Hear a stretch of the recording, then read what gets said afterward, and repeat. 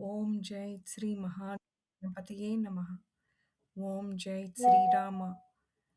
The slokas from Lord Sri Rama Pattabhishekam are very effective to achieve a job or to solve job or any issues for that matter.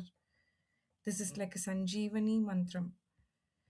Hence, we will try to hear the slokas from Lord Sri Rama Pattabhishekam from the sloka number 46 till 50 today and learn them.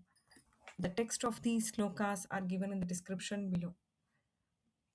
तस्य तद्वचनं श्रुत्वा भरत सत्यविक्रमः पाणौ गृहीत्वा सुग्रीवं प्रविवेशतमालयम् ततस्तैलप्रदीपांश्च पर्यङ्कास्तरणानि च गृहीत्वा विविशुः क्षिप्रं शत्रुघ्नेन प्रचोदिताः उवाच च महातेजा सुग्रीवं राघवानुजः अभिषेकाय रामस्य दूतानाज्ञापय प्रभो सवर्णान् वानरेन्द्राणां चतुर्णां चतुरोघटान् ददौ क्षिप्रं स सुग्रीव सर्वरत्नविभूषितान् यथा प्रत्यूषसमये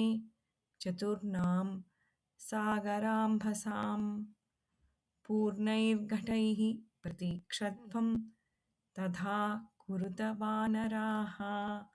ॐ जय श्रीराम.